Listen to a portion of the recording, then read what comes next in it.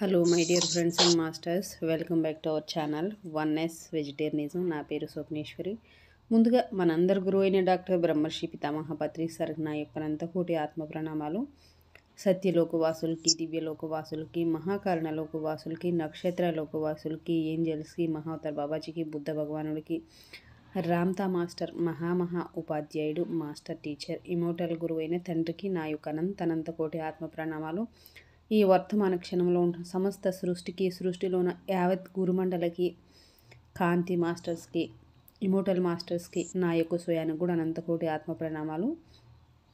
ఇప్పుడు మన ముందుకు వస్తున్న మాస్టర్ లక్ష్మీ మేడంకి సాదరంగా వెల్కమ్ చేద్దాం. Masters welcome madam, welcome to our session madam. Over to you madam, Lakshmi madam.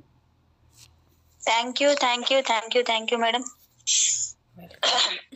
నాకు జన్మనిచ్చిన నా తల్లిదండ్రులకి పాదాభివందనాలు, ఆత్మ ప్రణామాలు, కృతజ్ఞతలు. విశ్వంలోని గురువులందరికీ నా ఆత్మ ప్రణామాలు, కృతజ్ఞతలు. నాకు జ్ఞానాన్ని ప్రసాదించిన వంశీ మాస్టర్ గారికి నా ఆత్మ ప్రణామాలు, కృతజ్ఞతలు.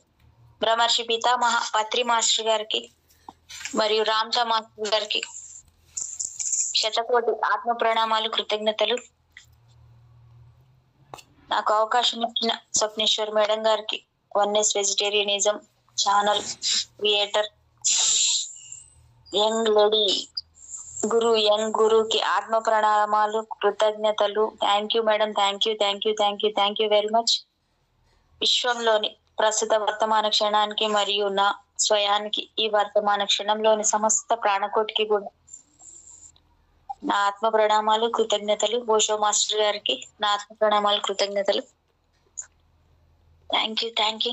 వీక్షిస్తున్న మీ అందరికి, జూమ్ లో ఉన్న వారందరికీ కూడా నా ఆత్మ ప్రణామాలు, కృతజ్ఞతలు. Thank you masters, thank you madam, once again thank you.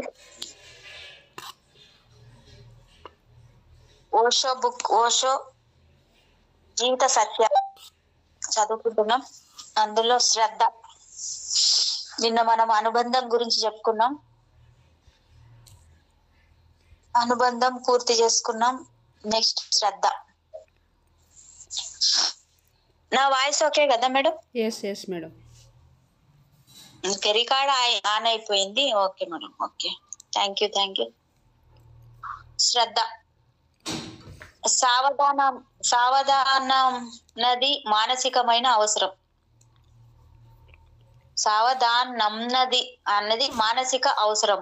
ఆ విషయం అర్థం చేసుకోవాలి. జనాలు ఎందుకు ఇలా సావధానాన్ని కోరుకుంటారు?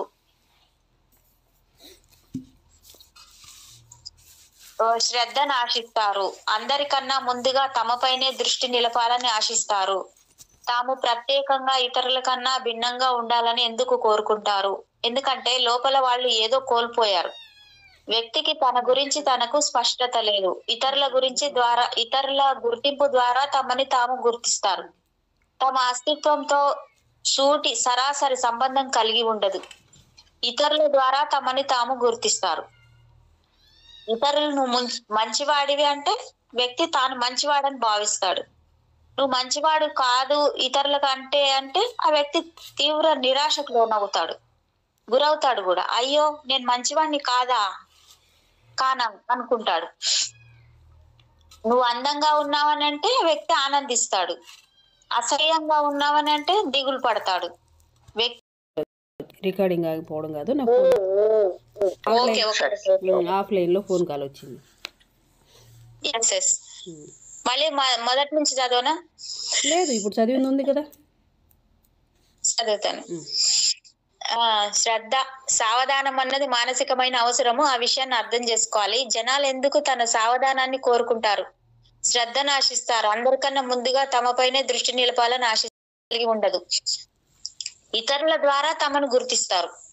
ఇతరులు నువ్వు మంచివాడివి అంటే వ్యక్తి తాను మంచివాడుగా భావిస్తాడు. నువ్వు మంచివాడు కానని ఇతరులు అంటే ఆ వ్యక్తి తీవ్ర నిరాశకు గురవుతాడు. అయ్యో నేను మంచివాడిని కానా అనుకుంటాడు. నువ్వు అందంగా ఉన్నావనంటే వ్యక్తి ఆనందిస్తాడు. అసహ్యంగా ఉన్నావంటే దిగులు పడతాడు. వ్యక్తికి తానెవరో తనకు తెలియదు. ఇతరుల అభిప్రాయాల మీద జీవిస్తుంటాడు.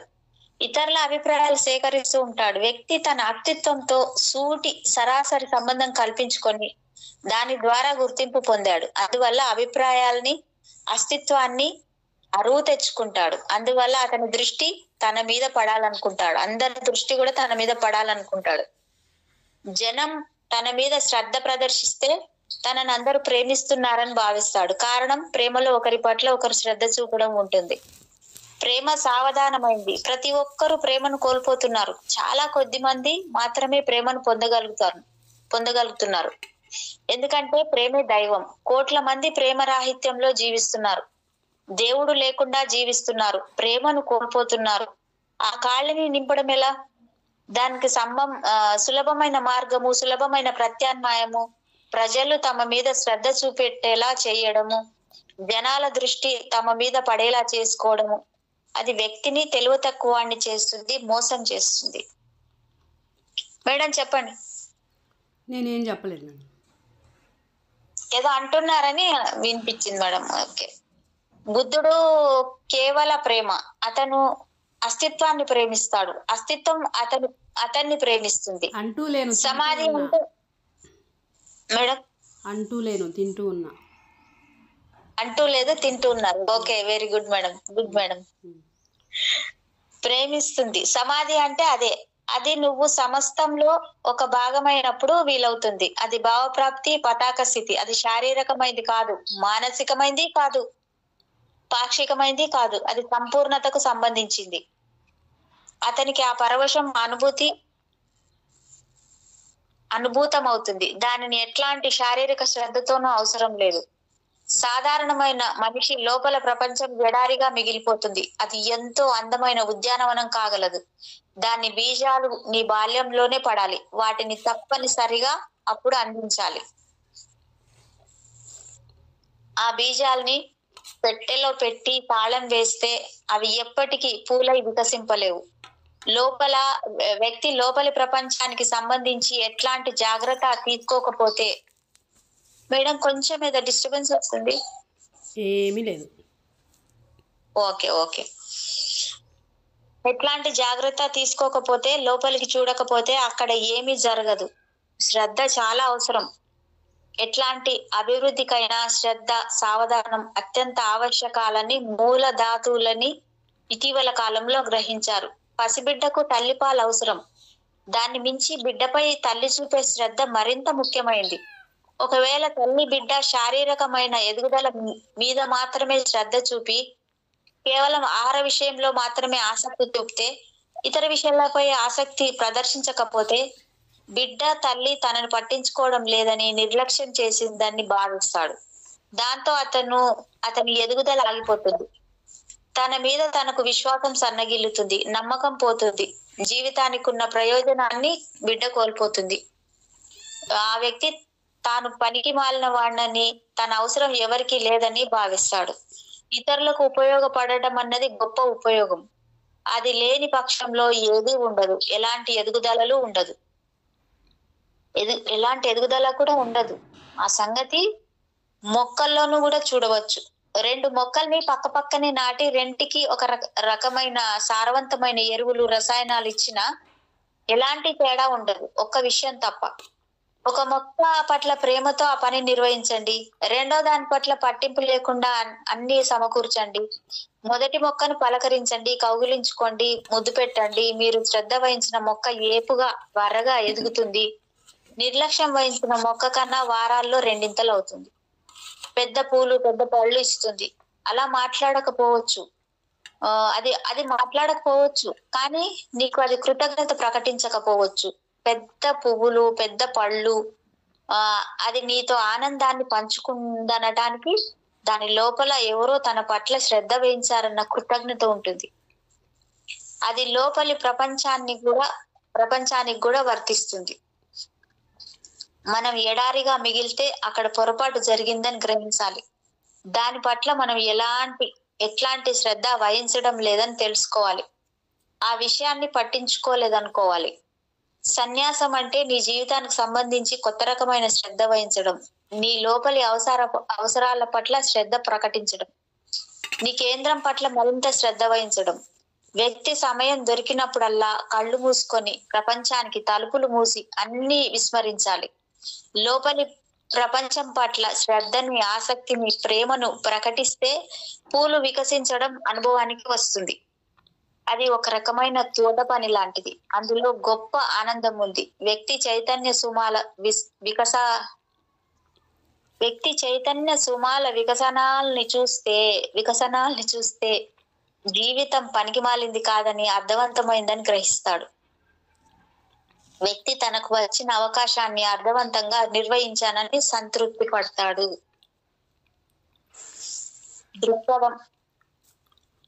జీవితాన్ని కోల్పోవడానికి మంచి దారి ఏదంటే జీవితానికి సంబంధించిన ఒక దృక్పథాన్ని కలిగి ఉండడం.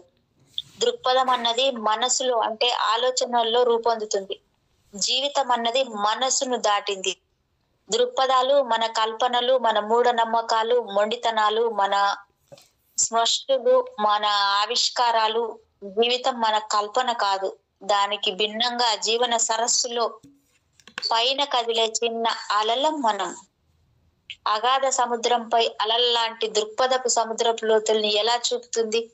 పైన పిల్లగాలికి కదిలే పచ్చిక భూగర్భపు లోతుల్ని మనకెలా చూపిస్తుంది? పైన పిల్లగాలికి కదిలే పచ్చిక భూగర్భపు లోతుల్ని మనకెలా చూపిస్తుంది? చంద్రుణ్ణి, సూర్యుణ్ణి, నక్షత్రాల్ని గురించి మనకెలా పరిచయం చేస్తుంది? అన్ని దృక్పథాలు అహంకారం పునాదిగా కలిగినవే. అన్ని తెలివి తక్కువవే. వ్యక్తికి జీవితం పట్ల దృక్పథం ఉంటే జీవితాన్ని కోల్పోతాడు. జీవితం విశాలమైంది, దృక్పథంతో లెక్కించలేనిది. వ్యక్తి దృక్పథం ఒక కోణాన్ని ప్రదర్శించవచ్చు, కానీ అది ఒక కోణమే. మనసు దృష్టి ఒక కోణాన్ని సమగ్రంగా భావించమంటుంది. దాని లక్షణం అది. ఒక కోణాన్ని సమగ్రం అనుకున్న క్షణం మనం సమస్తాన్ని కూడా కోల్పోతాం. అప్పుడు నువ్వు దృక్పథం మత్తులో మునుగుతావు. నీ జీవితం నరక ప్రాయం అవుతుంది. జీవితానికి సంబంధించి దృక్పథం ఉండడం అన్నది ప్రమాదకరమైంది. జీవితంలోకి నాట్యాన్ని, సంగీతాన్ని ఎందుకు అనుమతించకూడదు? ఎట్లాంటి అంచనాలు, ఆశించడాలు లేకుండా వాటిని ఎందుకు ఆహ్వానించకూడదు? ఎట్లాంటి దృక్పథము లేకుండా ఎందుకు ఉండకూడదు? అట్లా ఉంటే ఎవరు ఏమి కోల్పోరు. ఆ దృక్పథాన్ని జీవితానికి ఆరోపిస్తే వ్యక్తి అన్ని కోల్పోతాడు. ఓం ఓం ఓం. ఓం అన్నది H2O లాగా ఒక సంత్రం ఫార్ములా. అది కేవలం సమస్త వాస్తవానికి ప్రాతినిధ్యం వహిస్తుంది. మనం దాంట్లోకి ప్రవేశించే ముందు మనిషి కనిపెట్టిన అత్యున్నతమైన ఈ సూత్రానికి సంబంధించిన కొద్ది విషయాల్ని అర్థం చేసుకోవాలి. ఓం అన్నది సాధారణ సంస్కృత అక్షరాల్లో రాయబడలేదు. దానంతకు అదే ప్రత్యేకమైన ప్రతీక. అది కోడ్ లాంటిది. అది స్పష్టంగా తెలుసుకునే ముందు అది సంస్కృత అక్షరమాలతో రూపొందలేదని, ఆ కారణంగా అది అనువాదానికి లొంగదని మనం గ్రహించాలి. అది 3 శబ్దాలు కలిసింది. 4వదే శబ్దరహిత శబ్దం. ఆ మొదటి 3 శబ్దాలని అనుసరించి 4వది సమశ్రుతిలో సాగుతుంది.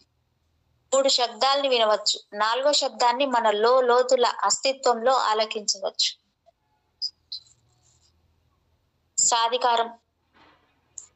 సాధికారంగా ఉండటం అంటే నీ సొంత అస్తిత్వంలో వాస్తవంగా కలిసి ఉండటం.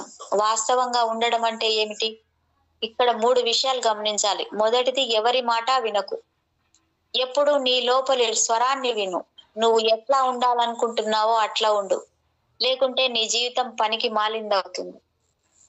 నీ అంతఃస్వరం పట్ల నిజాయితీగా ఉండు. అది నిన్ను ప్రమాదం వైపు లాగవచ్చు కాక ప్రమాదంలోకే వెళ్ళు, కానీ దాని పట్ల నిజాయితీగా ఉండు. అప్పుడు ఒక రోజు వస్తుంది, నువ్వు సంతృప్తిగా సమగ్ర ఆనందంతో నాట్యం చేసే సన్నివేశం వస్తుంది. అన్నిటికన్నా మొదట నీ అస్తిత్వానికి ప్రాధాన్యం ఇవ్వు. దాని వైపే చూడు. ఇతర విషయాలు నిన్ను మభ్యపుచ్చి లొంగ తీసుకోవాలని ప్రయత్నిస్తాయి.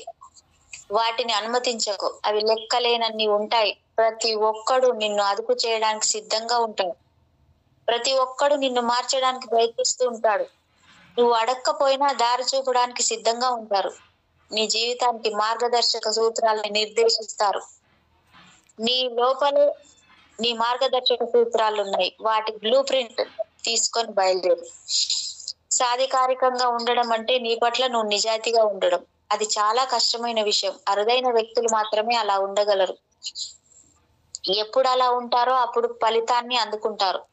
వ్యక్తి తీవ్ర ఆందోళనకు, దిక్కుతోచనితనానికి లోనయ్యాడంటే అతను తన లోపల స్వరాన్ని వినలేదని అర్థం. ఇక రెండో విషయం, వ్యక్తి మొదటి విషయాన్ని నిర్వహించిన పక్షంలోనే రెండో సంగతి వీలవుతుంది. ఎట్లాంటి ముసుగులు వేసుకోకు. కోపంగా ఉంటే కోపంగానే ఉండు. అది కష్టం కావచ్చు, కానీ నవ్వకు. ఎందుకంటే అందులో నిజాయితీ ఉండదు. కానీ కోపంగా ఉన్నప్పుడు కానీ కోపంగానే ఉండు. అది కష్టం కావచ్చు, కానీ నవ్వకు. ఎందుకంటే అందులో నిజాయితీ ఉండదు. కానీ కోపంగా ఉన్నప్పుడు నవ్వమని బోధించారు.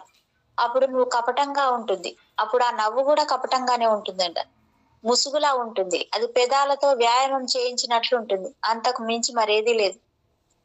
మూడో విషయం, సాధికారిత గురించి ఎప్పుడు వర్తమానంలో జీవించు. ఎందుకంటే పొరపాట్లని గతం గుండానో భవిష్యత్తు గుండానో వచ్చేవే. జరిగింది జరిగిపోయింది, దాని గురించి బాధపడకు. దాన్ని బరువుగా మోయకు. లేని పక్షంలో నువ్వు సాధికారికంగా వర్తమానంలో నిలబడలేవు. తర్వాత ఇప్పటిదాకా రానిదేదైతే ఉందో అది ఇంకా రానిదే.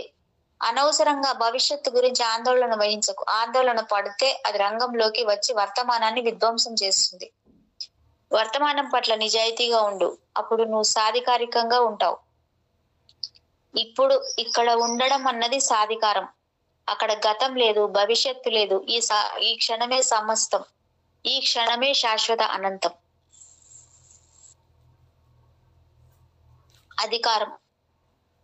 అధికారం అన్నది నీ సాధికారమైన అనుభవం గుండా రావాలి. అధికారానికి అదొక్కటే మూలస్థానం.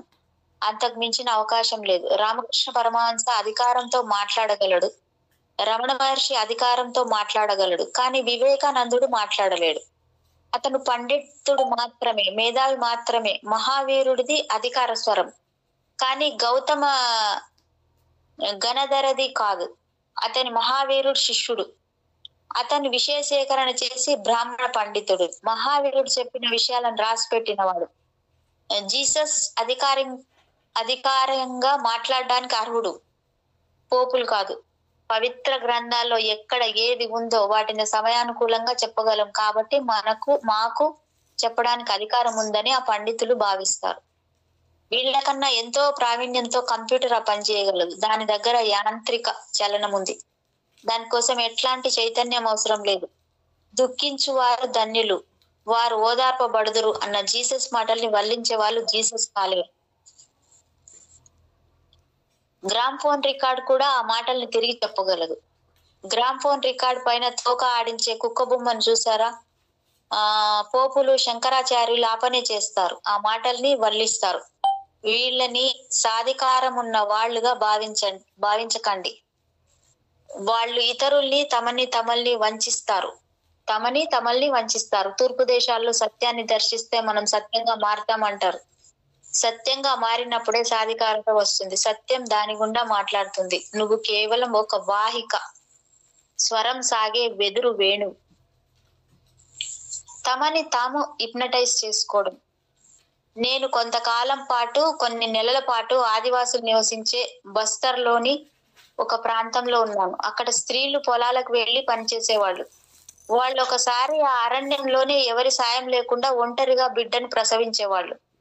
అక్కడ ఎలాంటి చికిత్స ఉండేది కాదు. పట్టించుకోవడానికి కూడా ఎవ్వరూ ఉండేవాళ్ళు కాదు. డాక్టర్లు, నర్సులు ఉండేవాళ్ళు కారు.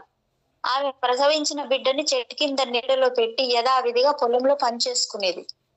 అక్కడ ఎట్లాంటి శ్రమ, నొప్పి ఉండేది కాదు. ఆధునిక స్త్రీలు పడే నొప్పుల వంటివి ఏవి ఉండేవి కావు. అట్లాంటివి ఎప్పుడూ వాళ్ళ చెవిన పడలేదు. అందువల్ల వాళ్ళు అట్లాంటి బాధపడలేదు. ఆధునిక నాగరిక స్త్రీ చాలా ఎక్కువగా ఆ నొప్పులు పడుతుంది.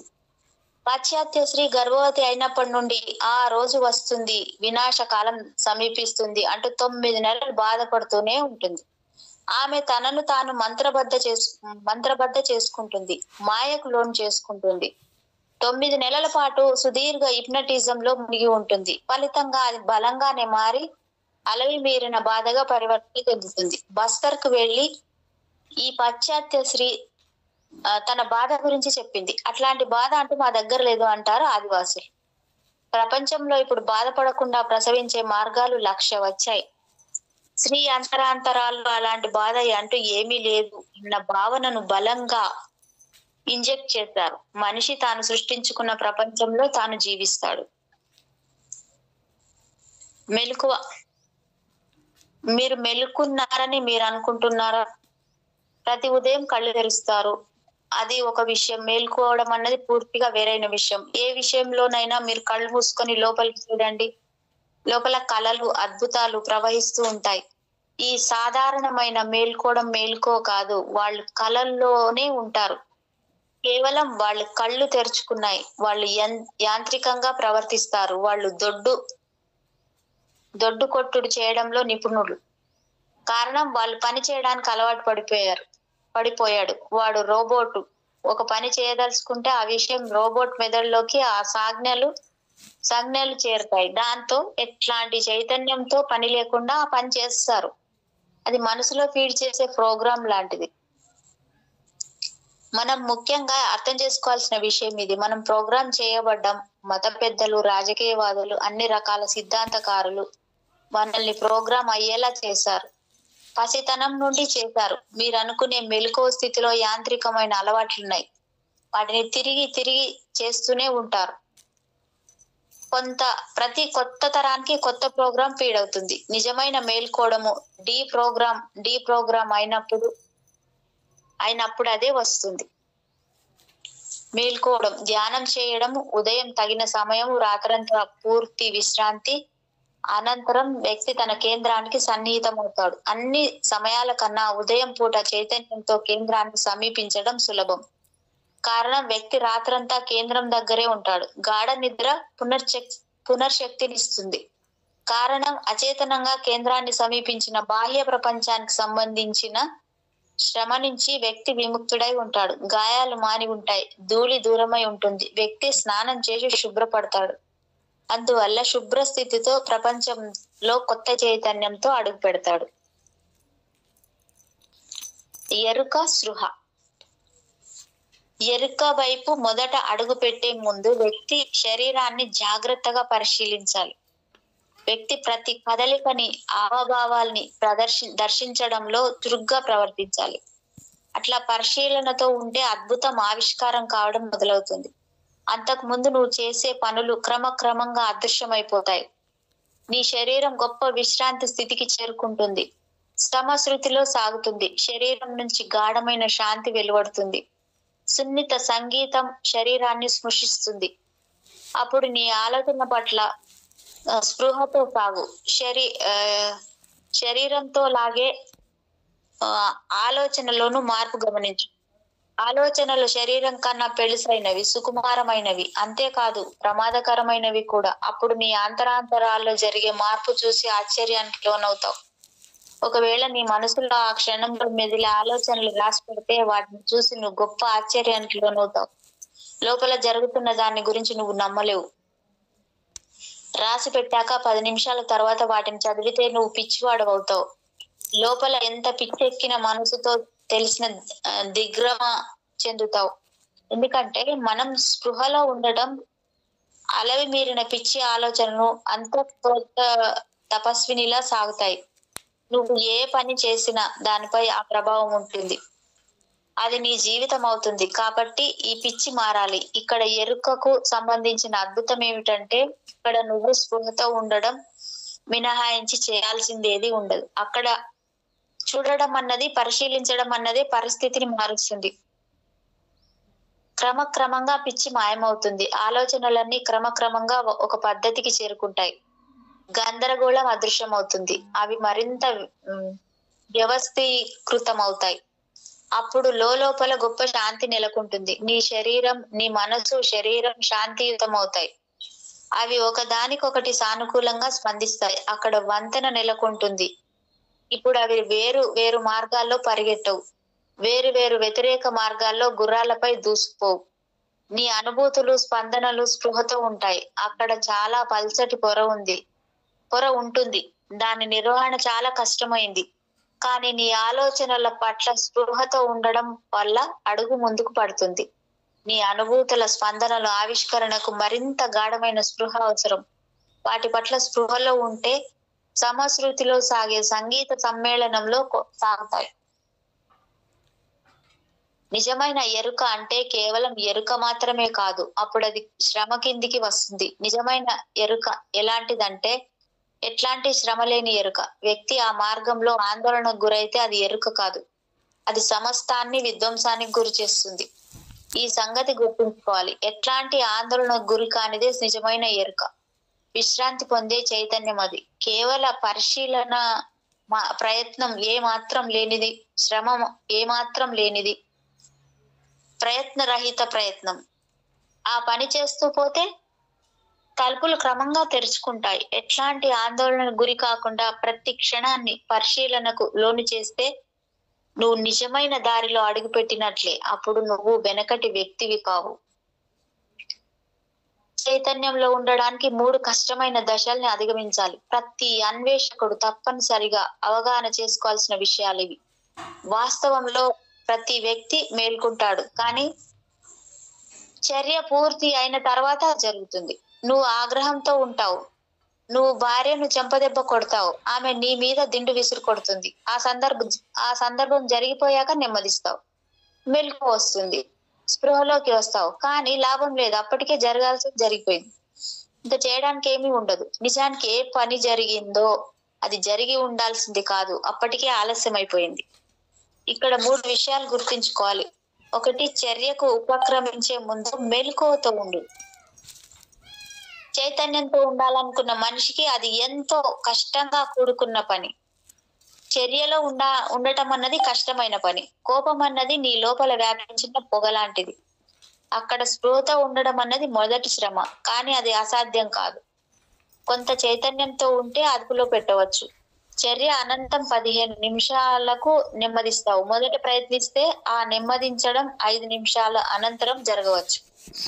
మరింత ప్రయత్నిస్తే నిమిషం తర్వాత జరగవచ్చు. ఇంకా ప్రయత్నిస్తే చర్య మధ్యలోనే అది జరిగే వీలుంది. అది మొదటి అడుగు. రెండో అడుగు, అది మరింత కష్టమైంది. అప్పుడు నువ్వు లోతైన నీళ్లలోకి అడుగు పెడతావు. రెండో అడుగు, అది చర్యకు ముందే చైతన్యంతో ఉండగలగడం.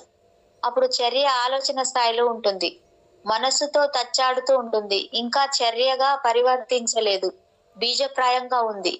ఏ క్షణంలోనైనా చర్యగా రూపొందే వీలుంది. ఇప్పుడు మరికొంత స్పృహతో ఉండాలి. నీలో తల చూపిన ఆలోచనని ఒడిసి పట్టుకోవాలి, అది వీలవుతుంది. నువ్వు మొదటి మెట్టు దాటి వచ్చినప్పుడు మాత్రమే అది అసంభవం. ఎందుకంటే ఆలోచన అన్నది బృహద్ రూపంలో ఉండదు, ఆకాశం ధరించే స్థితిలో ఉంటుంది. దాన్ని పట్టుకోవడానికి కొంత శ్రమ అవసరం. నిశ్శబ్దంగా కూర్చొని ఆలోచనలు పరిశీలించు. ఆలోచన చేసే అవకతవకల్ని పరిశీలించు. అది ఎట్లా పుడుతుందో, ఎట్లాంటి రూపాన్ని సంతరించుకుంటుందో, నిన్నెట్లా తాకుతుందో, ఎట్లా సాగిపోతుందో పరిశీలించు. నువ్వు కోపము, నువ్వు అసూయ, నువ్వు ఈర్ష, నువ్వు ఆలోచనల మధ్య ఉంటావు. అది రెండో కష్టం. ఇక మూడో విషయం, ఈ క్రమ విధానాన్ని అదుపు చేయడం, చర్యగా రూపొందే ఈ పరిణామాన్ని పట్టుకోవడం. అది ఆలోచనగా రూపొందక ముందే అదుపు చేయాలి. అది చాలా శ్రమతో కూడుకున్న విషయం. ఏదైనా ఒక ఆలోచన రూపొందే ముందు అది అనుభూతిగా ఉంటుంది. అక్కడ 3 దశలు ఉంటాయి. మొదట అనుభూతి వస్తుంది, తర్వాత ఆలోచన వస్తుంది, తర్వాత చర్య. ఫలానా అనుభూతి ఆలోచనగా రూపొందుతున్న స్పృహ నీకుండదు. అనుభూతి లేకుంటే ఆలోచన రాదు. అనుభూతి ఆలోచనలో యథార్థ రూపాలను సంతరించుకుంటుంది. ఆలోచన చర్యలో వాస్తవంగా ఆవిష్కారం అవుతుంది. ఇప్పుడు నువ్వు దాదాపు అసాధ్యమైన ఒక పని చేయాలి, ఒక రకమైన అనుభూతి పట్టుకోవాలి.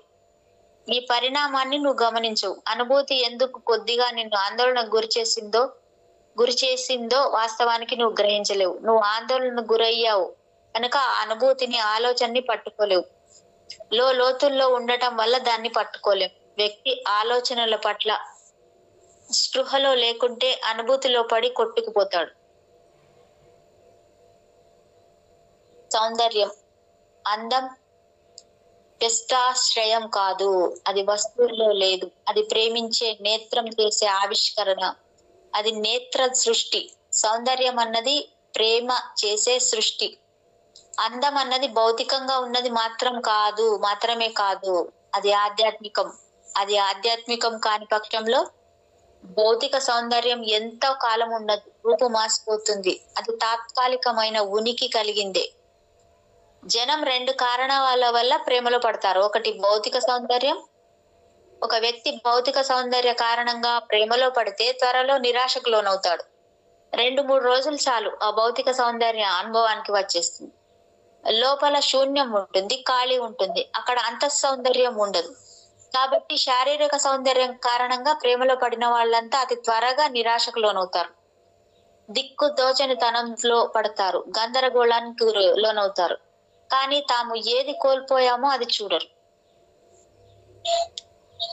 వ్యక్తి ఆధ్యాత్మిక సౌందర్యం కారణంగా ప్రేమలో పడితే తప్ప అతని సంతృప్తిని అనుభవానికి తెచ్చుకోడు. ఆధ్యాత్మిక సౌందర్య కారణంగా ప్రేమలో పడితే దానికి అంతం ఉండదు, అది అనంత గాఢమైంది. వ్యక్తి నిరంతర ప్రేమలో మునుగుతూనే లోతుల్లోకి వెళ్ళిపోతాడు. కానీ అడుగు భాగం ఎప్పటికీ అందదు. అప్పుడే ప్రేమ నిండుతనాన్ని సంతరించుకుంటుంది. ఆధ్యాత్మిక సౌందర్యం కోసం ప్రయత్నించండి, పరిశోధించండి. వేరే మాటల్లో చెప్పాలంటే దైవాన్ని అన్వేషించడం అంటే అదే. సన్యాసి సౌందర్య మూల కారణాలని అన్వేషించాలి. వ్యక్తి తన అస్తిత్వ కేంద్రానికి చేరితే నిజమైన సౌందర్యం విస్ఫోటిస్తుంది. ఆ కేంద్రాన్ని సందర్శించిన ఆ క్షణం అక్కడే ఆనంద విస్ఫోటన జరుగుతుంది. వ్యక్తి ప్రతి అణువు పరవశ నాట్యం చేస్తుంది. వ్యక్తి అస్తిత్వపు పొరలు స్పందిస్తూ అజ్ఞాత మార్మిక మాధుర్యస్వర సమ్మేళనం చెందుతాయి. సౌందర్యానికి లోతు ఉంది, సౌందర్యంలో దైవికమైంది ఉంది. దాన్ని అందుకోలేం, దాన్ని నాశనం చేయలేం. ఎందుకంటే అది బయట చిత్రించింది కాదు, అది లోపలే ఎదిగేది. సౌందర్యం దైవత్వానికి సంబంధించిన మొదటి మెరుపు. ఎక్కడ వ్యక్తి అందాన్ని చూసినా తను పవిత్ర స్థలంలో ఉన్నట్లు భావించాలి. ఎక్కడైనా కావచ్చు. మనిషి ముఖంలో, పసిపాప కళ్ళల్లో, పద్మ వికసనంలో, కదిలే పక్షి రెక్కల్లో, ఇంద్రధనుస్సుల్లో, నిశ్శబ్ద శిలలో, ఎక్కడైనా కావచ్చు. ఎక్కడ సౌందర్యాన్ని సందర్శించినా వ్యక్తి పవిత్ర స్థలంలో ఉన్నట్లు, దైవానికి సన్నిహితంగా ఉన్నట్లు భావించాలి.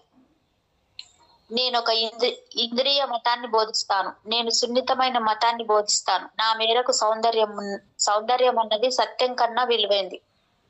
సత్యం అన్నది సౌందర్యంలో ఒక భాగం. ఒక ముఖంలో అందం, అసలే అందమే దైవం. నేను కళాత్మకమైన మతాన్ని బోధిస్తాను. పాత మతాలకు నీతుల్లాగా సౌందర్యం నా మతం బోధిస్తుంది. నువ్వు సౌందర్యంతో ప్రేమలో ఉంటే అక్కడ నువ్వేమి పొరపాటు చేయటం లేదు. నువ్వు రక్షణ వలయంలో ఉన్నట్టే.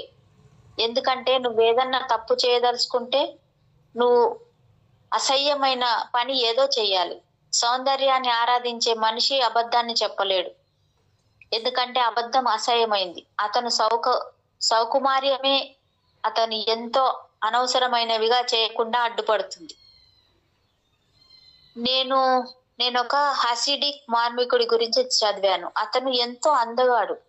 మార్మికులు సాధారణంగా అందంగా ఉంటారు, ఎందుకంటే వాళ్ళ అంతరాంతరాల్లో ఒక శరీరం గుండా ఫిల్టర్ అవుతుంది. వాళ్ళు కాంతితో వెలుగుతూ ఉంటారు. ఆ మార్మికుడు మరణశయ్యపై ఉన్నాడు. అతని స్నేహితుడైన మరో మార్మికుడు అతన్ని చూడ్డానికి వచ్చాడు. చూసి అతను ఏడవడం ప్రారంభించాడు. చనిపోతున్న మార్మికుడు, ఎందుకు ఏడుస్తున్నావు? నేను నా ఇంటికి వెళ్తున్నాను, నేను చనిపోవడం లేదు, మరణం అన్నది లేదు. నీకు ఆ సంగతి బాగా తెలుసు కదా, నువ్వు మరణరాహిత్యాన్ని అనుభూతి చెందావు, మరి ఎందుకు ఏడుస్తున్నావు అని అడిగాడు. మిత్రుడు, నేను నీ ఆత్మ కోసం రోధించడం లేదు, నేను నీ అందమైన శరీరం కోసం ఏడుస్తున్నాను. ఇప్పుడు అది మట్టిలో కలిసిపోతుంది కదా అన్నాడు.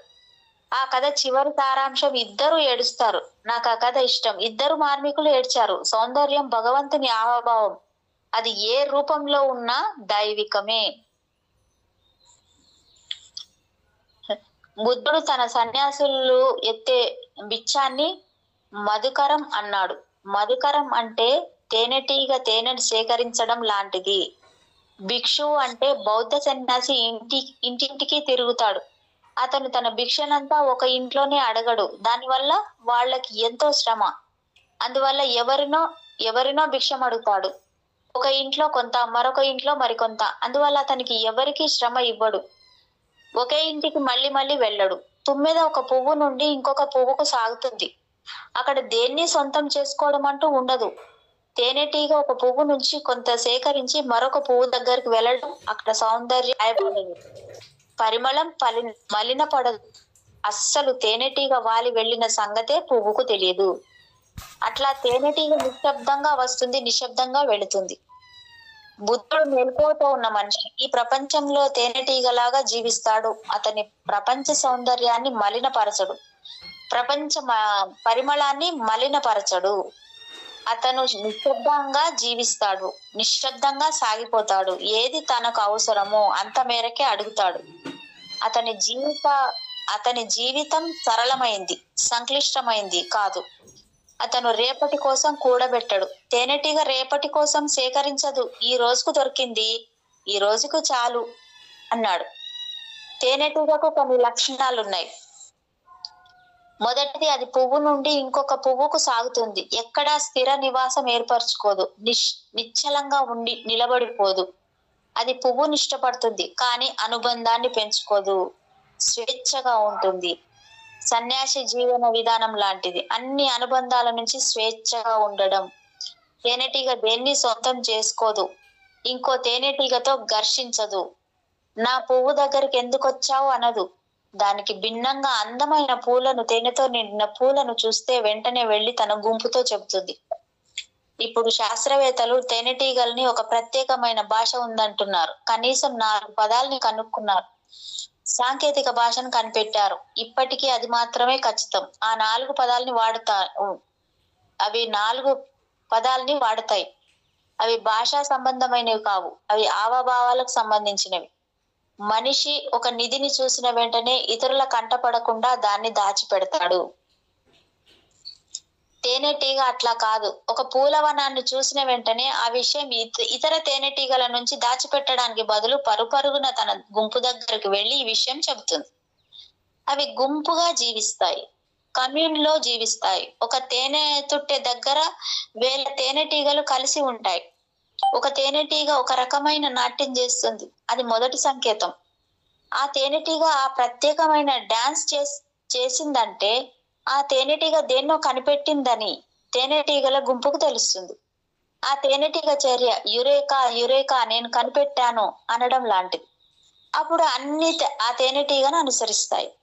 అక్కడ ఏది సొంతం చేసుకోవడం అంటూ ఉండదు. వర్ణాలు, సుమాలు, పరిమళాలు అనుభవంతో అవి సుసంపన్నమవుతాయి.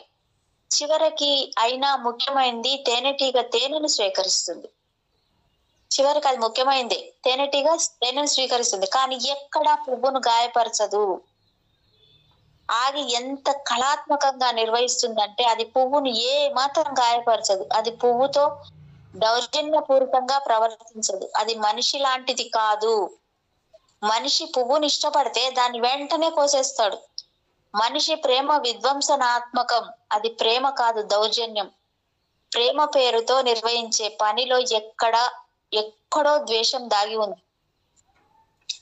పరవశించే తేనెటీగలాగా ఉండు. అనుబంధం లేకుండా ఉండు. ఎప్పుడు చలనంలో ఉండు. దేన్ని సొంతం చేసుకోకు. జీవితంలోని అన్ని కోణాల్ని అనుభవంలోకి తెచ్చుకో. అన్ని వర్ణాల్ని, ఇంద్రధనుసుల్ని, అన్ని రకాల సంగీతాన్ని అనుభవంలోకి తెచ్చుకో. ఎప్పుడు విధ్వంసంగా ఉండకు. సృజనాత్మకంగా ఉండు. సృజనాత్మకమైన మనిషి, దైవిక స్పర్శ ఉన్న మనిషి, పవిత్ర వ్యక్తి. మేడం ఎంత బాగుంది చూసారా? Super super super. ఈ తేనెటీగ దీనిది అయితే చాలా నచ్చింది మేడం. అసలు ఇది వండర్ఫుల్. సౌందర్యం గురించి ఇక్కడ అంత బాగుంది మేడం.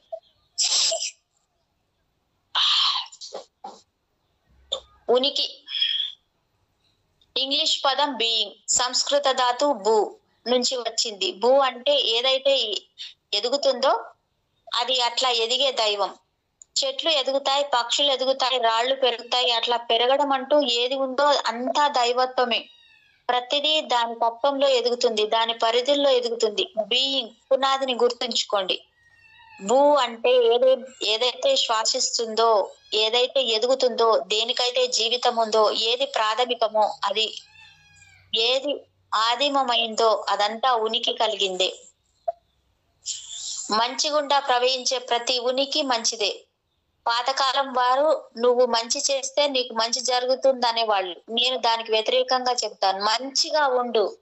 అప్పుడు నువ్వు ఏది చేసినా అది మంచే అవుతుంది. ఎందుకంటే అస్తిత్వం అన్నది చర్య గుండా బయటపడుతుంది.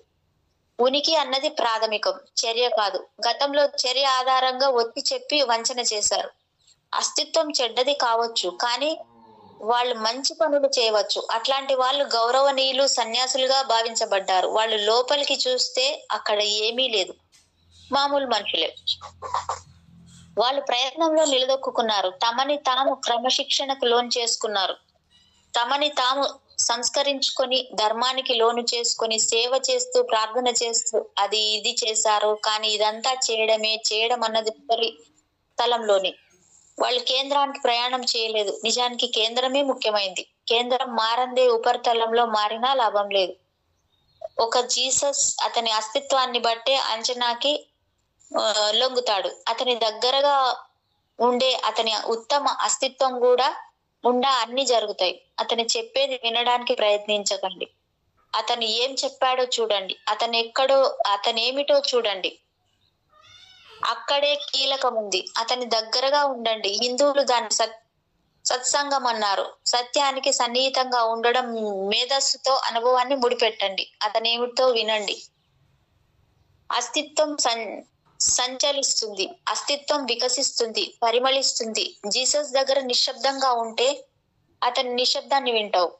ఆ నిశ్శబ్దం గుండా ఆనందాన్ని అందుకుంటావు. ఆ నిశ్శబ్దం నీలో నిండుతుంది. నీ నుంచి పొంగి పొరులుతుంది. అనురాగం ప్రేమతో కలిసి ప్రవహిస్తుంది. విశ్వాసం తార్కికంగా, మేధోపరంగా అంగీకారాన్ని కలిగించే అది విశ్వాసానికి అర్థం. అది చెప్పేది నిజమంటుంది. ఆ వాదన నిన్ను లొంగదీస్తుంది. విశ్వాసం అన్న దానికి హృదయంతో పని లేదు. అది కేవలం మనసుకి, అంటే మేధస్సుకు సంబంధించింది. అది మనసుకు సంబంధించిన విషయం. విశ్వాసం అన్నది ప్రేమ వ్యవహారం కాదు. విశ్వాసం అంటే నువ్వు మేధోపరంగా లొంగావు. అక్కడ ఒక ఒప్పందానికి వచ్చావు. అక్కడ ఎట్లాంటి వాదన దాన్ని నాశనం చేయలేదన్న అంగీకారానికి వచ్చావు. ఎన్నో వాదనలలో దాన్ని ఎదుర్కొని నిరూపించడానికి ప్రయత్నించావు. కానీ లోపల అంతర్ప్రవాహంగా ఒక సందేహం ఉంది. విశ్వాసం ఆ సందేహాన్ని నాశనం చేయలేదు.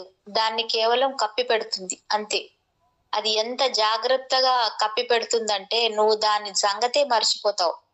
కానీ అది ఎప్పుడూ అక్కడే ఉంటుంది. విశ్వాసం ఉన్న వ్యక్తి కొద్దిగా తరచి చూసినా అదక్కడ కనిపిస్తుంది. అందుకనే విశ్వాసానికి భిన్నంగా ఏమి వినాలన్నా భయపడతారు. క్యాథలిక్ చర్చి ఇవి చదవాలి, అవి చదవకూడదు అని నిబంధనలు పెడుతుంది, నిషేధాలు విధిస్తుంది. పుస్తకాలని కొన్నింటిని బ్లాక్ లిస్ట్ లో పెడుతుంది. వాటికన్ లైబ్రరీలో వేల కొద్ది అద్భుతమైన డాక్యుమెంట్లు ఉన్నాయి. వేల కొద్ది సంవత్సరాల నుంచి సేకరించినవి. వాటన్నిటినీ కుప్పవేసి కాల్చివేశారు.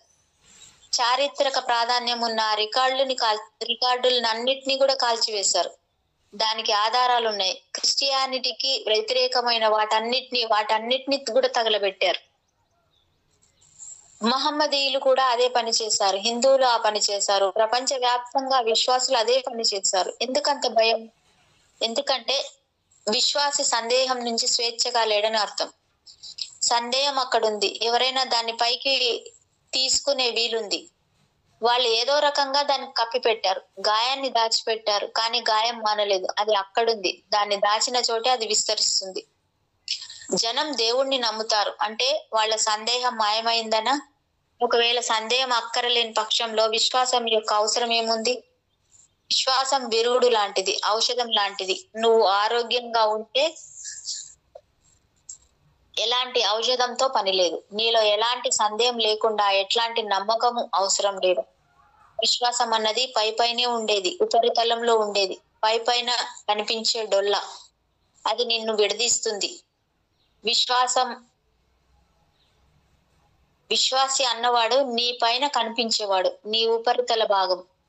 తక్కినదంతా ముఖ్యమైన భాగమంతా 10 వంతుల నీ భాగాన్ని పూర్తిగా సందేహాలతో నిండి. ప్రతి విశ్వాసి లోపల సంక్షోభం ఉంటుంది. అందువల్ల తన నమ్మకానికి వ్యతిరేకంగా ఏదైనా వచ్చి పడుతుందేమో అని అతను అనునిత్యం ఆందోళన పడుతూ ఉంటాడు. అతని విశ్వాసాన్ని ఏ చిన్న విషయమైనా ఆందోళనకు గురి చేస్తుంది. బుద్ధుడు నమ్మకు, ఎందుకంటే నువ్వు నమ్మితే ఎప్పటికీ అది నీకు తెలియదు. నువ్వు నిజంగా తెలుసుకోవాలనుకుంటే నమ్మకు అన్నాడు. అపనమ్మకం ఏర్పరచుకోమని ఆయన ఉద్దేశం కాదు, ఎందుకంటే అపనమ్మకం కూడా ఒకే రకమైన నమ్మకమే. దేవుణ్ణి నమ్మే వాళ్ళు నమ్ముతారు, దేవుణ్ణి నమ్మని వాళ్ళు కూడా లేడన్న నమ్మకం ఉన్నవాళ్లే. ఒకరు దేవుడిని ఉనికిని నమ్ముతారు, మరొకరు దేవుడు లేడన్న దాన్ని నమ్ముతారు. ఇద్దరూ విశ్వాసులే, ఇద్దరి మధ్య తేడా లేదు. ఆస్తిక నాస్తికులు ఇద్దరు ఒకలాంటి వాళ్ళు, క్యాథలిక్కులు కమ్యూనిస్టులు ఒకలాంటి వాళ్లే, తేడా లేదు. వాటికన్ అయినా క్రెమ్లిన్ అయినా ఒక్కటే. బుద్ధుడు రండి చూడండి అన్నాడు. అది ఆహ్వానం. బుద్ధుడు రండి, నాపై విశ్వాసం ఉంచండి, నాతో ప్రయోగం చేయండి, మీలోకి వెళ్ళండి, మీరు చూడగలిగితే అప్పుడు నమ్మండి అన్నాడు. అప్పుడు అది విశ్వాసంగా ఉండదు, అప్పుడు అది అనుభవం మీద ఆధారపడిన నమ్మకం అవుతుంది. దాన్ని ఇంగ్లీష్ లో ట్రస్ట్ అన్న పదంతో చెప్పవచ్చు. అది నమ్మకానికి సన్నిహితమైంది, విశ్వాసం అడ్డుకట్ట వేసేది. నమ్మకం అనుభవం పునాదిగా కలిగింది. నిజమైన నమ్మకము విశ్వాసం కాదు, అది అనుభవం. దైవాన్ని అనుభవానికి తెచ్చుకోవాలి. అనుభవానికి రాకముందే విశ్వాసానికి లోన్ కాకూడదు, ఎప్పుడు అట్లా చేయకూడదు. ఎందుకంటే ఒకసారి విశ్వాసం వ్యక్తిలోకి ప్రవేశిస్తే అది వ్యక్తిని విషప్రాయం చేస్తుంది. అన్ని విశ్వాసాలను వదిలేయండి. విశ్వసించడం ఎందుకు? దైవాన్ని అనుభవానికి తెచ్చుకోవచ్చు కదా. నేను ఉపాధ్యాయుని కాను, నేను మీకు సిద్ధాంతాన్ని ఫిలాసఫీనో ఇవ్వడం లేదు. నేను కేవలం ఒక సాక్షిగా ఉన్నాను. నేను అనుభవం పొందాను, అందుకని మీరు అనుభవానికి తెచ్చుకోండి అంటున్నాను. అందువల్ల దేన్ని విశ్వసించాల్సిన పని లేదు. నేను ఖచ్చితమైన నాస్తిక దృక్పథం ఉన్నవాడిని. నేను దేవుణ్ణి నమ్మకపోవడం అనే అదృష్టాన్ని నోచుకున్నవాడిని, ఎందుకంటే అతని గురించి నాకు తెలియదు. నేను ఎంత సందేహ జీవిని అంటే ఎవ్వరు అడగని ప్రశ్నలు ప్రతిదాని గురించి అడుగుతాను. ఇతరుల ఉనికి గురించి ప్రశ్నిస్తాను. ఇతర వ్యక్తి ఉన్నాడా లేడా అన్న దాని గురించి స్వప్నిస్తాను, కలగంటాను. నేను సుప్రసిద్ధమైన చాంగ్ స్టేట్మెంట్ ని ఇష్టపడతాను. ఆయన ఒక రాత్రి నేను సీతాకొక చిలుకగా మారిపోయినట్లు కలగన్నాడు. అప్పటి నుంచి అతడు నేను ఒక ఇబ్బందిలో పడిపోయాను. దాన్ని అర్థం చేసుకోలేకపోతున్నాను. ఒకవేళ చాంగ్ తన సీతాకొక చిలుక అని కలగంటున్నాడా?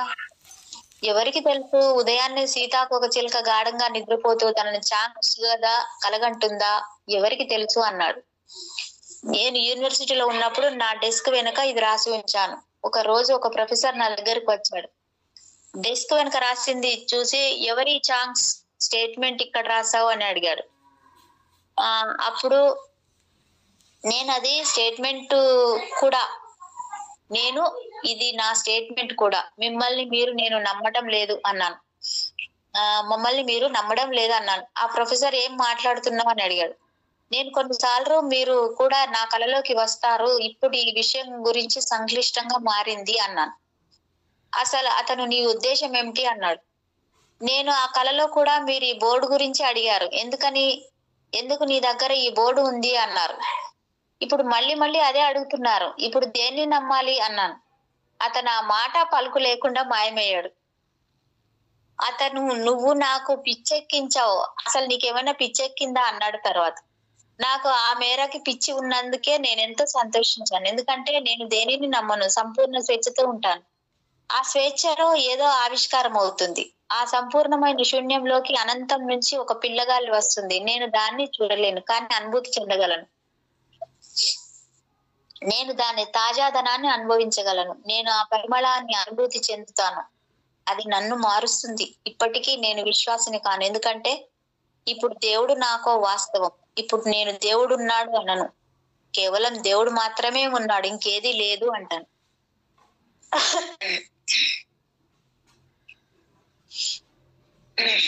ఉదరం అంటే పొట్ట. ప్రాచీన పాశ్చాత్య దేశాల్లో, ప్రత్యేకించి దూర ప్రాచ్యంలో వాళ్ళు మనిషి కడుపులోనే జీవిస్తాడు అనేవాళ్ళు. వెనకటి రోజుల్లో 100 ఏళ్ల క్రితం మీరు జపాన్‌కి వెళ్లి అక్కడ మీరు ఎక్కడ నుంచి ఆలోచిస్తారని అడిగితే వాళ్ళు తన కడుపును చూపించి ఇక్కడి నుంచి అనేవాళ్ళు. ఉదయం జీవితానికి ఆధారం వ్యక్తి తల్లితో బొడ్డుగుండానే ఆధారపడి ఉంటాడు. జీవితం స్పందించడం అక్కడి నుంచే ఆరంభమవుతుంది. తల నీ అస్తిత్వానికి దూరంగా ఉన్న భాగం. కేంద్రం నాభి. నీ అస్తిత్వం, ఉనికి అక్కడే ఉన్నాయి. నువ్వు నీ మెదడు 2 విషయాలు. మెదడు నీ యాంత్రిక భాగం. తక్కిన అన్నింటిలాగే యాంత్రిక భాగం. నా చెయ్యి యాంత్రికం, దాన్ని ఉపయోగిస్తాను. నా మెదడు యాంత్రికం, దాన్ని ఉపయోగిస్తాను. మనసు స్థానం ఏది? జెన్, అది కడుపులో ఉంది అంటుంది. నాభిలో ఉంటుంది. మొదట స్పందన ఆరంభమైన దగ్గర నుంచి అక్కడి నుంచి శరీరం అంతా వ్యాపిస్తుంది. తిరిగి దారి దగ్గరికే వెళ్ళాలి. మేధస్సు చాలా పరిమితమైంది. సహజాతం సాటి లేనిది. సహజాతం ఎప్పుడు కడుపు నుంచే వస్తుంది. నువ్వు సహజంగా ఏది భావిస్తే అది కడుపు గుండానే వస్తుంది. మొదట ఉదరం ప్రభావితం అవుతుంది. నువ్వు మొదటిసారి ప్రేమలో పడితే నువ్వు తల గుండా పడవు. అందుకని జనం ప్రేమ గుడ్డిదంటారు. ఎందుకంటే దానికి మెదడుతో పని లేదు. నువ్వు ప్రేమలో పడ్డావంటే మరెక్కడి నుంచో పడ్డావని అర్థం. గొప్ప కవుల్ని, శాస్త్రవేత్తల్ని, సృజనకారుల్ని అడిగితే ఏదైనా సంభవించినప్పుడు అది తల నుంచి కాక ఎక్కడి నుంచో జరిగిందంటారు. అది అతీత స్థితి నుంచి ఆవిష్కరమైందంటారు. మనిషి మనసులోకి ఒక దురభిప్రాయం ప్రవేశించింది. మనిషి మనసులోకి ఒక దురభిప్రాయం ప్రవేశించింది. అది చిన్ని కడుపు, విశాలమైన రొమ్ము ఉండాలని ఆ అభిప్రాయం. సింహం శరీరాన్ని చూసి ఏర్పడింది. ఎందుకంటే సింహానికి చాలా చిన్న కడుపు, పెద్ద వక్షస్థలం ఉంటాయి. ఏదో ఒక రకంగా సింహంతో మనిషి అహం పోలిక తెచ్చుకుంది. సింహం 24 గంటల్లో ఒకేసారి తింటుంది. అది మాంసం తిని జీవిస్తుంది. ఆ కారణంగానే దానికి ఎక్కువ ఆహారం అవసరం లేదు. మనిషి జీర్ణకోశ నిర్మాణం, జీర్ణక్రియ నిర్మాణం వేరు. మనిషి శాకాహారి. వ్యక్తి జన్మించడు. జననం గురించి ఇప్పుడు. వ్యక్తి జన్మించడు, మరణించడు. 2 భ్రమలే. అవి కనిపిస్తాయి. పాము తాడులాగే కనిపిస్తూ దాన్ని స్పష్టంగా చూడలేము. రాత్రి పడుతూ ఉంటుంది, సూర్యుడు అస్తమిస్తాడు, నువ్వు చీకటి మార్గంలో ఉంటావు. అప్పుడు నువ్వు హఠాత్తుగా పామును చూసి భయపడతావు. కానీ అక్కడ తాడే ఉంటుంది. అక్కడ కాంతిని ప్రసరిస్తే ఒక క్యాండిల్ వెలుగు చాలు. అక్కడ పాము లేదని తెలుస్తుంది. తాడు ఉందన్న విషయం కూడా తెలుస్తుంది. జననం కూడా తాడులో పాము కనిపించడం లాంటి భ్రాంతే. జననం భ్రాంతి అయినప్పుడు మరణం కూడా భ్రాంతే. నువ్వు పుట్టావు, మరణించావు, తప్పకుండా శరీరంలో ప్రవేశిస్తావు. కానీ నీకు సంబంధించినంత వరకు నువ్వు జననానికి ముందు ఉన్నావు, మరణానంతరం కూడా ఉన్నావు. జనన మరణాలు నీ జీవితానికి హద్దులు కావు. ఎన్నో జననాలు, ఎన్నో మరణాలు ఉన్నాయి. నీ జీవితానికి సంబంధించిన శాశ్వతత్వంలో జనన మరణాలు చిన్ని భాగాలు. నువ్వు ఆ శాశ్వతత్వానికి సంబంధించిన స్పృహతో ఉంటే, లేదా కాలరహిత స్థితిలో ఉంటే అన్ని భయాలు, మరణానికి సంబంధించిన అన్ని ఆందోళనలు సూర్యకాంతికి మంచు బిందువులు ఆవిరైనట్లు మాయమవుతాయి. నేను చనిపోను, కానీ తప్పనిసరిగా ఒకరోజు శరీరాన్ని వదిలిపెడతాను. నిజానికి నేను 25 ఏళ్ల క్రితమే వదిలిపెట్టాను. నేను కేవలం అతిథిని మాత్రమే. నేను సొంతం చేసుకోను. నేను దాంట్లో భాగాన్ని కాను. అది నాలోనూ భాగం కాదు. మేము కలిసి ఉన్నాం. స్నేహపూరిత అంగీకారంతో ఉన్నాం. ఇక్కడ ఆధిపత్య ధోరణి లేదు. నేను దాన్ని గౌరవిస్తాను, ఎందుకంటే అది నాకు నీడనిచ్చింది. అక్కడ వంతెన ఏమీ లేదు. శరీరం అక్కడ ఉన్నది, నేను ఇక్కడున్నాను. ఆ రెంటి మధ్య వ్యవధానం ఉంది. మనిషి కేవలం బీజంగా జన్మనెత్తాడు, పువ్వులా కాదు. పుష్పించడాన్ని అతను సాధించాలి. అది జరుగుతుందని భరోసాగా భావించకూడదు. జననం కూడా జీవితానికి సంబంధించిన ఒక అవకాశం. అదే జీవితం కాదు. అక్కడ వ్యక్తి జీవితాన్ని చేజార్చుకునే వీలుంది. తాము పుట్టినందుకే జీవంతో ఉన్నట్లు కోట్ల మంది భావిస్తారు. అది చాలదు, అది అవసరమే. అది లేకుంటే జీవితమే. అది జీవితం కాదు. వ్యక్తి 2 సార్లు జన్మించాలి. జీసస్, నువ్వు మళ్ళీ పుట్టకుంటే నువ్వు దేవుని రాజ్యంలో అడుగు పెట్టలేవు అన్నాడు.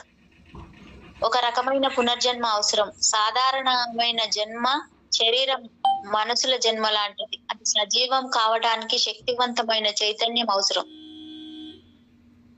వ్యక్తి నిజంగా జన్మిస్తే జీవితం కోసం లేదా దేవుని కోసం జన్మించాలి. నాకు రెండు సమానార్థకాలే.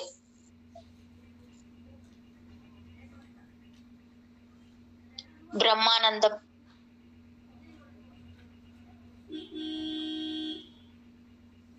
బ్రహ్మానందం పరమానందం అన్నది హిమాలయ పర్వత శిఖరాయమానమైంది.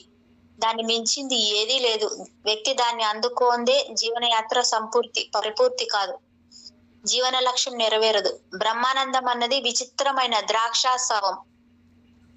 ఎందుకు విచిత్రమైందంటే, ఒక వైపు వ్యక్తిని అది అనంత చైతన్యంతో నింపుతుంది, మేల్కొల్పుతుంది, స్పృహ కలిగిస్తుంది. ఇంకోవైపు సంపూర్ణమైన మత్తును కలిగిస్తుంది, దైవత్వంతో మత్తెక్కిస్తుంది. వ్యక్తి అస్తిత్వం పట్ల పూర్తి స్పృహతో నిలుపుతుంది.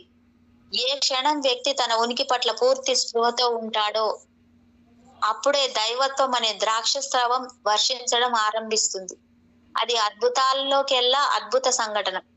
స్పృహ కూడా మత్తెక్కే మధుర సందర్భం. అయినా స్పృహతో ఉంటాం.